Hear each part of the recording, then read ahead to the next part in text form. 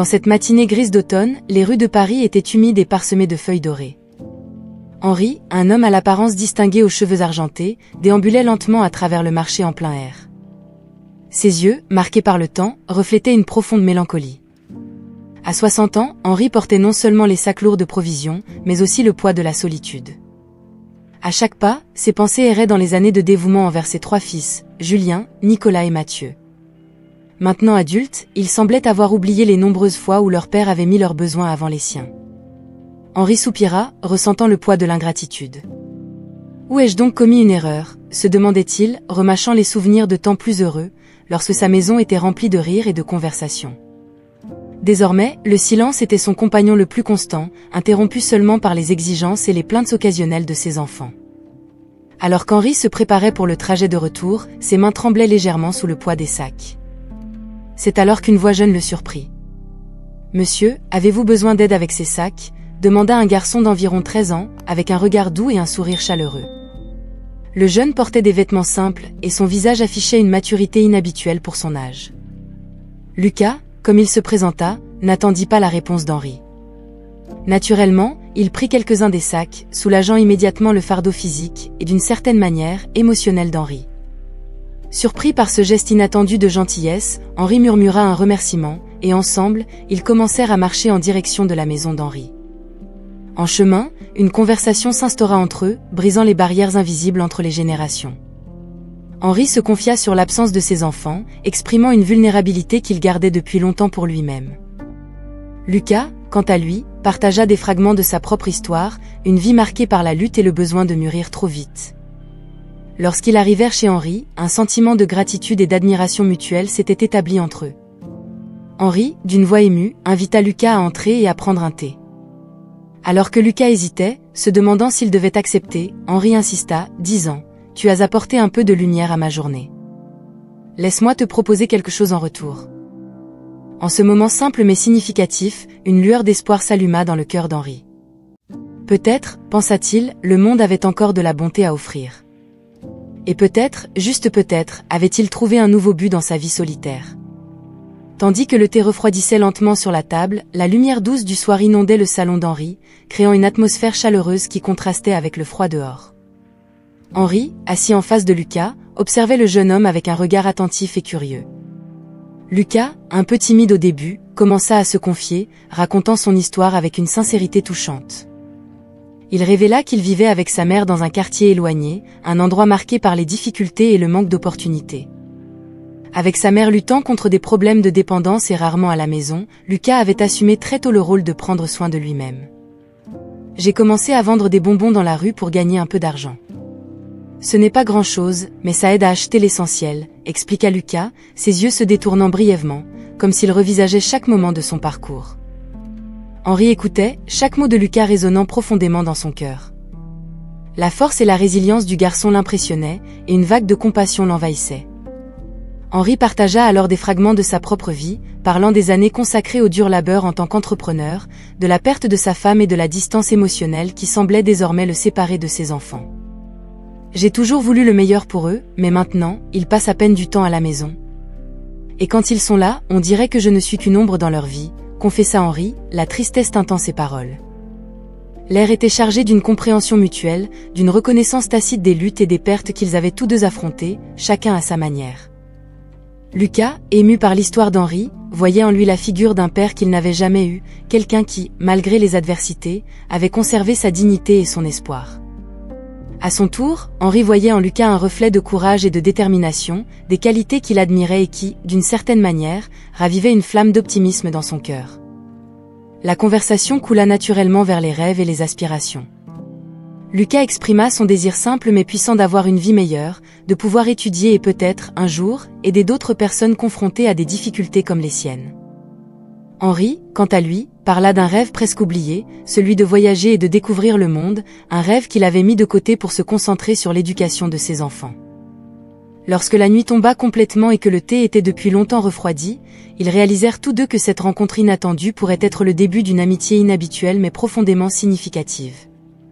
En se disant au revoir, Henri tendit une invitation à Lucas pour qu'il revienne le voir, un geste de gentillesse que Lucas accepta avec un sourire timide et reconnaissant. Alors que Lucas s'éloignait, Henri resta debout à la porte, observant la silhouette du jeune homme se fondre dans la nuit.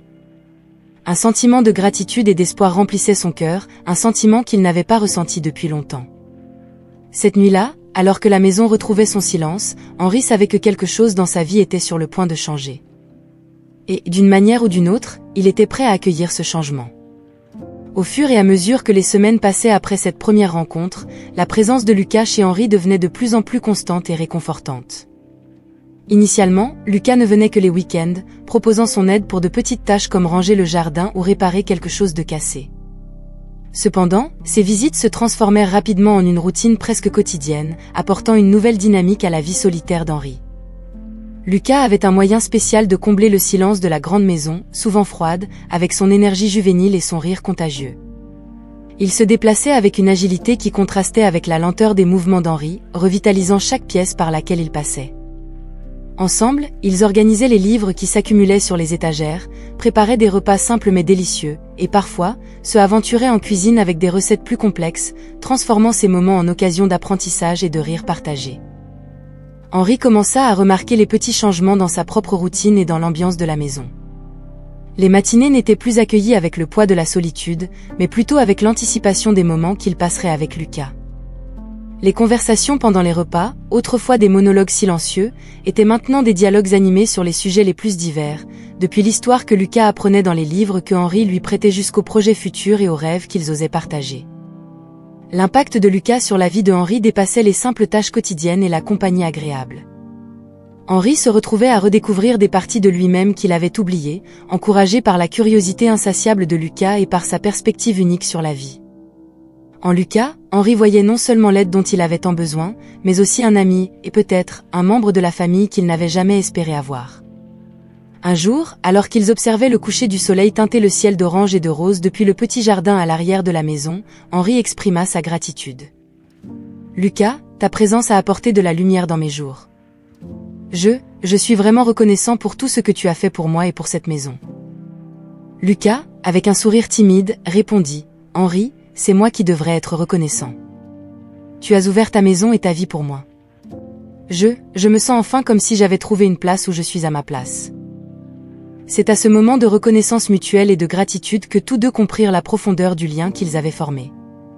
Henri réalisa que Lucas était devenu essentiel dans sa vie, non seulement comme une aide dans les tâches quotidiennes, mais aussi comme une source de joie, d'amitié et surtout, une connexion humaine qui comblait le vide laissé par l'absence de sa famille. Alors que l'amitié entre Henri et Lucas fleurissait, la présence de plus en plus constante du jeune homme à la maison ne passait pas inaperçue aux yeux des enfants de Henri.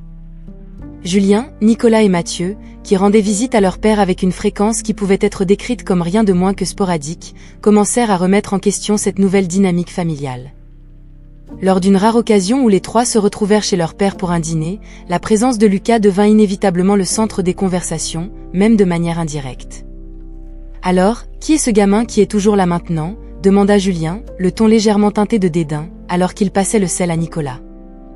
Henri, surpris par la question, répondit avec une chaleur évidente dans la voix. « Ah, Lucas est un ami très cher. Il m'a beaucoup aidé ici. » Nicolas et Mathieu échangèrent des regards, un entendement mutuel passant entre eux.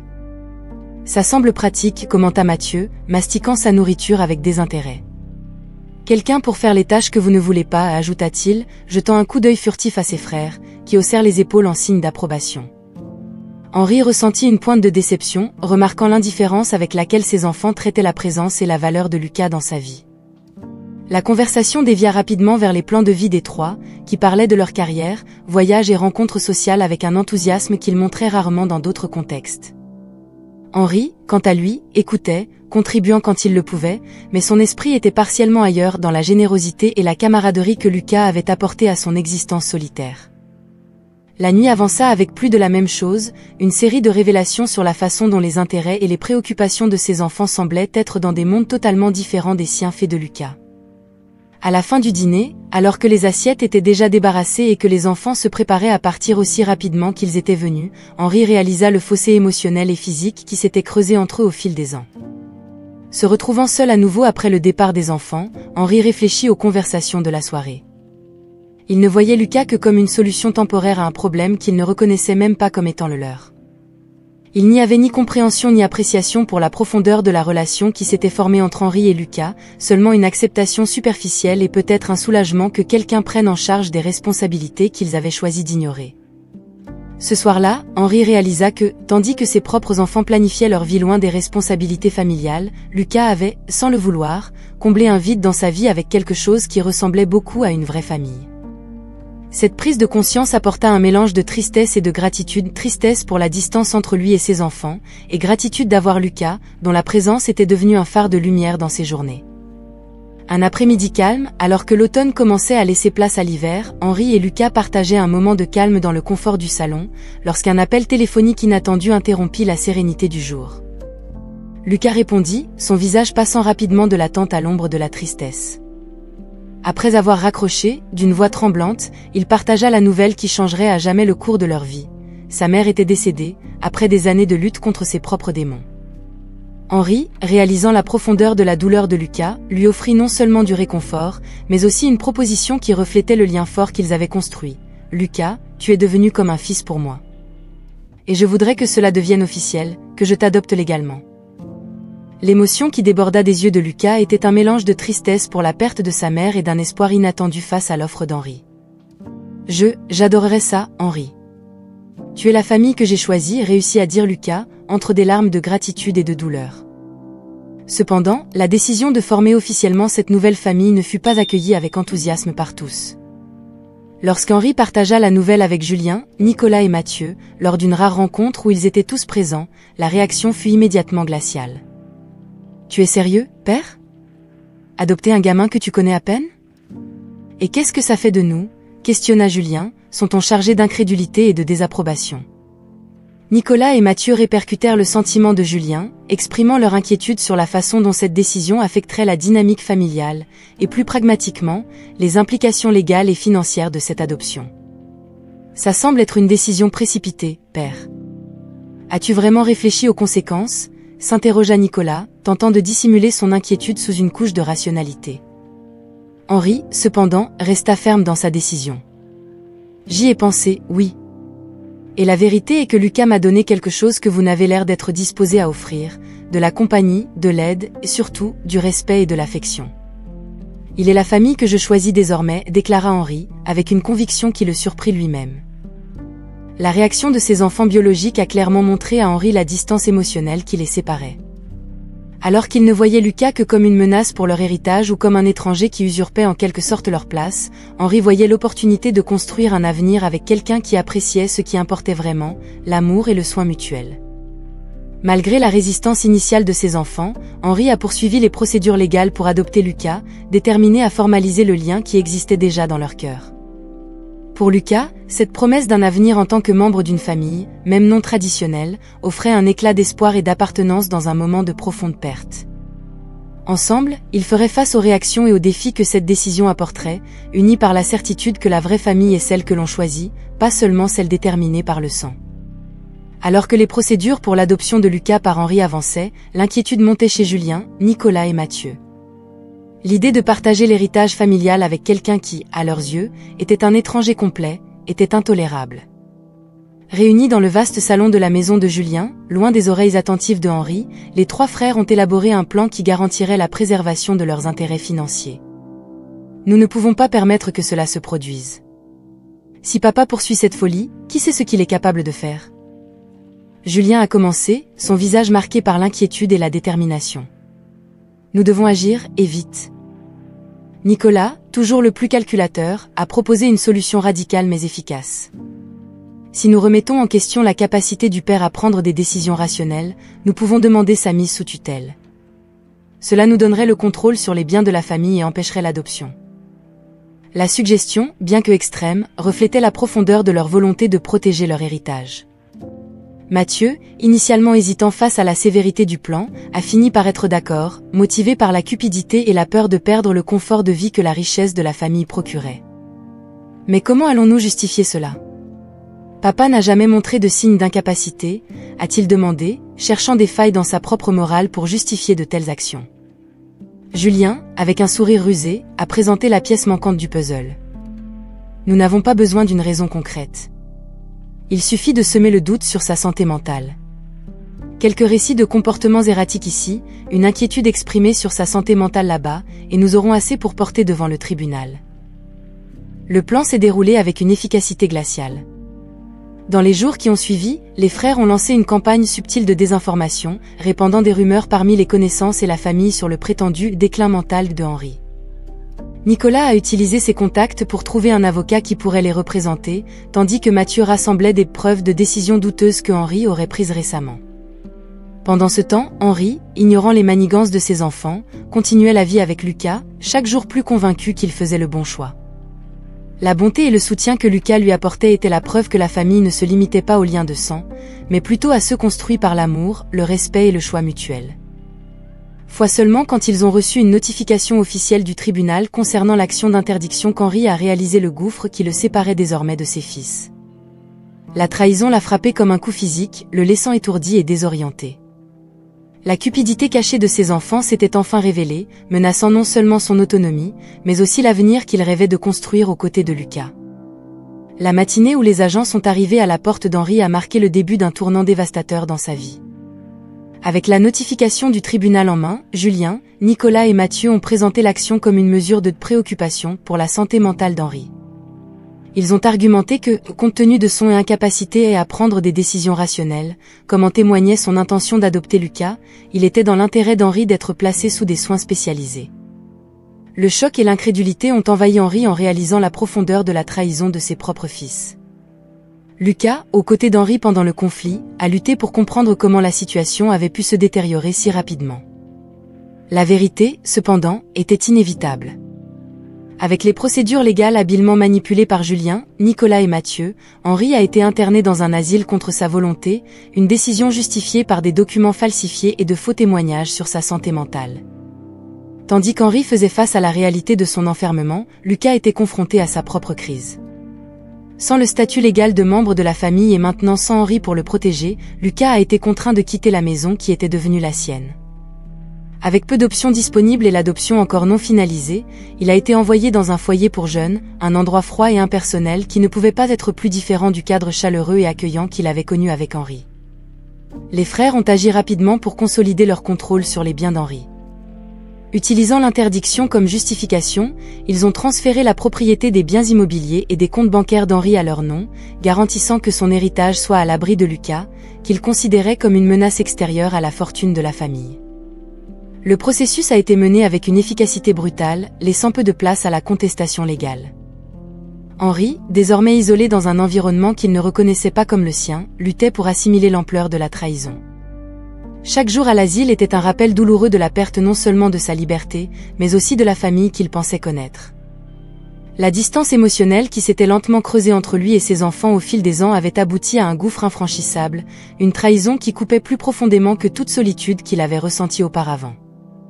Lucas, quant à lui, faisait face à sa propre bataille au foyer. Séparé d'Henri et sans réseau de soutien, il se retrouvait à lutter pour maintenir l'espoir en vie. La promesse d'un avenir en tant que membre de la famille d'Henri, qui avait brillé si intensément, semblait maintenant un souvenir lointain, perdu dans l'ombre de la cupidité et de la trahison. L'histoire d'Henri et de Lucas, unis par une connexion émotionnelle profonde et séparés par des actions calculées de cupidité, reflète un tournant tragique du destin, où les liens familiaux sont rompus non par des étrangers, mais par ceux qui devraient être les plus proches. Après sa douloureuse séparation avec Henri et les défis rencontrés au foyer pour jeunes, Lucas s'est investi avec une détermination farouche dans ses études, voyant dans l'éducation sa voie de sortie et la clé pour changer son destin. Son parcours n'a pas été facile, le chemin était parsemé d'obstacles, de la nécessité de concilier travail et études à surmonter la stigmatisation de ses origines modestes. Pourtant, sa passion pour l'ingénierie et une volonté inébranlable de faire la différence dans le monde l'ont poussé en avant. Des années d'efforts inlassables et de nuits blanches ont finalement commencé à porter leurs fruits lorsque Lucas a été diplômé en tête de sa classe, avec une spécialisation en génie électrique. Mais il n'en est pas resté là. Sa vision pour l'avenir de l'énergie renouvelable l'a conduit à développer un projet novateur axé sur l'utilisation de nouvelles technologies pour améliorer l'efficacité de la captation solaire. Le projet de Lucas proposait une approche révolutionnaire pour augmenter l'efficacité des panneaux solaires grâce à des matériaux photovoltaïques avancés et un système de suivi solaire maximisant la capture de la lumière du soleil tout au long de la journée. En présentant son innovation lors de conférences et de compétitions technologiques, Lucas a rapidement gagné en reconnaissance dans le domaine de l'ingénierie. Son projet promettait non seulement de réduire significativement le coût de l'énergie solaire, mais aussi d'accroître l'accessibilité de l'énergie propre aux communautés éloignées et sous-desservies. L'impact potentiel de son travail sur la durabilité environnementale et la lutte contre le changement climatique a attiré l'intérêt des investisseurs et des entreprises de technologie verte. Il n'a pas fallu longtemps pour que le projet de Lucas se transforme en une start-up d'énergie renouvelable à succès. Avec un financement suffisant et une équipe d'ingénieurs et de scientifiques talentueux à ses côtés, Lucas a dirigé le développement et la mise en œuvre de solutions solaires innovantes, établissant son entreprise comme un leader sur le marché de l'énergie verte.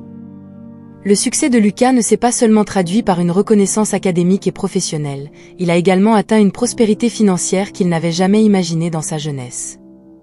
Mais malgré sa richesse et son statut, Lucas est resté fidèle à ses racines et aux valeurs que Henri lui avait inculquées, l'importance de l'humilité, de la gratitude et du désir de contribuer positivement au monde. Alors que son entreprise se développait, Lucas se consacrait également à des projets sociaux, finançant l'installation de systèmes d'énergie solaire dans des communautés défavorisées et promouvant l'éducation à la durabilité et à la technologie verte. Son travail a non seulement transformé le domaine des énergies renouvelables, mais a aussi changé des vies, prouvant que le véritable succès ne vient pas seulement de ce que nous atteignons pour nous-mêmes, mais de l'impact que nous avons sur les autres et le monde qui nous entoure. L'ascension de Lucas en tant qu'ingénieur renommé et leader dans l'innovation des énergies renouvelables a été un voyage de persévérance, d'intelligence et de cœur. Il était devenu la matérialisation vivante des espoirs et des rêves qu'il avait partagés avec Henri, prouvant que, peu importe d'où l'on vient, la détermination et la passion peuvent nous mener à accomplir de grandes choses. Lucas, maintenant un homme accompli et reconnu dans son domaine, n'a jamais oublié la promesse faite à Henri, ni l'amour et le soutien qu'il avait reçu de lui dans les moments les plus difficiles de sa vie. Avec les ressources financières que sa carrière réussie lui avait procurées, Lucas était déterminé à tenir sa promesse et à offrir à Henri la dignité et le confort que ces dernières années méritaient. Dans une belle matinée de printemps, Lucas se rendit à l'asile où Henri était interné. Les retrouvailles furent émouvantes, Henri peinait à croire que le jeune homme devant lui était le même garçon qu'il avait accueilli des années auparavant. Lucas, les yeux brillants de fierté et de gratitude, partagea ses réussites avec Henri, lui racontant son projet d'énergie renouvelable et comment sa vision était devenue une réalité transformative non seulement pour lui, mais pour le monde entier. « Henri, tout ce que j'ai accompli, je te le dois en grande partie, » dit Lucas, tenant les mains tremblantes d'Henri entre les siennes. « Tu m'as donné un foyer quand j'en avais le plus besoin, tu as cru en moi quand personne d'autre ne croyait. Maintenant, c'est à moi de prendre soin de toi. » Profondément ému par les paroles de Lucas et par l'homme qu'il était devenu, Henri ressentit un mélange de joie et de regret. Joie pour le succès et le bonheur de Lucas, et regret de ne pas avoir été présent pour voir chaque étape de ce voyage incroyable. Des larmes d'émotion coulèrent sur le visage ridé d'Henri, tandis qu'il serrait les mains de Lucas, sans mots suffisants pour exprimer sa fierté et sa gratitude. Lucas, d'une voix ferme mais empreinte d'émotion, fit une offre qui représentait non seulement l'accomplissement de sa promesse, mais aussi le début d'un nouveau chapitre dans leur vie. J'ai acheté une maison, Henri. Une grande maison, avec un jardin où tu pourras passer tes jours au soleil. Je veux que tu viennes vivre avec moi. Tu n'auras plus jamais à t'inquiéter de rien. La proposition de Lucas était un rêve qu'Henri n'osait à peine croire possible. L'idée de quitter l'asile, un lieu symbolisant la trahison de ses propres enfants et la perte de son indépendance, pour vivre avec Lucas, offrait à Henri non seulement un sauvetage physique, mais aussi une rédemption émotionnelle. Avec des larmes de joie et un cœur rempli d'une espérance renouvelée, Henri accepta l'invitation de Lucas. Ensemble, ils laissèrent derrière eux l'asile et se dirigèrent vers la nouvelle maison que Lucas avait préparée pour eux. Ce geste d'amour et de gratitude marquait le début d'une nouvelle vie pour Henri, une vie où il serait entouré de soins, de respect, surtout, de la compagnie de celui qui était devenu sa vraie famille. L'histoire de Lucas et d'Henri, pleine de défis, de trahison, enfin, de rédemption acquise par l'amour et la persévérance, est un témoignage puissant de l'impact que nous pouvons avoir les uns sur les autres et de la beauté que l'on trouve dans le fait de rendre. Après avoir sauvé Henri de l'asile, Lucas était déterminé à enrichir les années dorées de l'homme qu'il considérait comme son père avec des expériences et des joies qu'Henri n'avait jamais imaginées possibles à son âge. Avec la sécurité financière que son succès professionnel lui avait procuré, Lucas avait prévu une série de voyages à travers le monde, destinés à réaliser le vieux rêve d'aventure et de découverte d'Henri. La première étape fut la magnifique ville de Paris, où ils déambulèrent dans les rues historiques pavées, admirèrent les chefs-d'œuvre du Louvre et se perdirent dans la beauté du jardin du Luxembourg. Henri, avec un sourire rarement quittant son visage, absorbait chaque moment, chaque vue, comme s'il découvrait le monde pour la première fois. Pour Lucas, la joie était de regarder Henri, voyant l'éclat dans ses yeux en découvrant de nouvelles cultures et de nouveaux paysages. De Paris, ils ont voyagé vers les plages ensoleillées de la Grèce, où Henri a pu sentir le sable sous ses pieds et le soleil réchauffer sa peau tout en contemplant la mer bleue cristallin. Pendant les nuits paisibles, ils se sont assis dans de petits restaurants au bord de la mer, dégustant des plats locaux et partageant des histoires, entourés par la beauté tranquille des îles grecques. Chaque destination apportait avec elle de nouvelles aventures et des apprentissages. À Rome, ils ont exploré des ruines antiques et se sont émerveillés devant la grandeur du Colisée. Au Japon, ils ont été enveloppés par l'harmonie et la tranquillité des jardins zen et ont été fascinés par la vie urbaine vibrante de Tokyo. En Nouvelle-Zélande, ils ont exploré des paysages à couper le souffle, où les montagnes rencontrent la mer, et Henri a pu réaliser un autre rêve, voler en hélicoptère au-dessus des majestueux fjords. Chaque voyage était plus qu'une simple réalisation de rêve pour Henri, c'était un voyage de reconnexion avec la vie, une série de moments précieux qu'il partageait avec Lucas. Pour Lucas, ces expériences renforçaient le lien entre eux, le transformant en quelque chose de plus profond et significatif. Il voyait ces voyages non seulement comme une opportunité d'explorer le monde, mais aussi comme une façon de rendre à Henri pour tous les sacrifices et l'amour inconditionnel qu'il avait reçus. Au fil de leurs aventures, Henri et Lucas ont découvert de nouveaux horizons, non seulement dans le sens littéral, mais aussi sur le plan émotionnel et spirituel. Ils ont appris l'un de l'autre, ont grandi ensemble et ont trouvé de la joie dans les choses simples, un coucher de soleil partagé, un rire sous les étoiles, la sérénité trouvée dans le silence partagé. Ces voyages autour du monde ont non seulement permis à Henri de réaliser son rêve d'aventure, mais ont également réaffirmé l'amour et la gratitude qu'il et Lucas ressentaient l'un pour l'autre. À chaque nouvelle destination, à chaque nouvelle expérience, ils ont construit des souvenirs qu'ils chériraient pour le reste de leur vie, des souvenirs d'un temps où, ensemble, ils ont exploré le vaste et merveilleux monde qui les entoure. Après des années d'aventure et de découvertes partagées, le voyage d'Henri et de Lucas a pris une tournure encore plus significative. La vie, avec ses rebondissements inattendus, a apporté de nouvelles formes d'amour et de connexion pour les deux.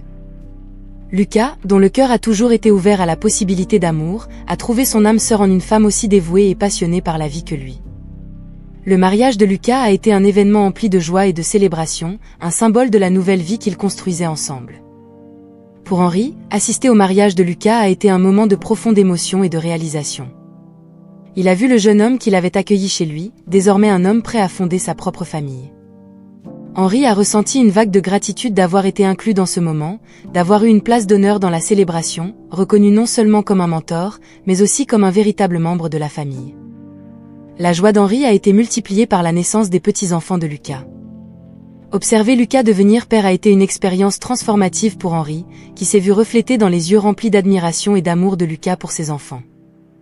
Les moments passés ensemble, Henri jouant et racontant des histoires aux petits-enfants, étaient des trésors de pur bonheur et de contentement, illuminant ses journées et donnant un nouveau sens à sa vie.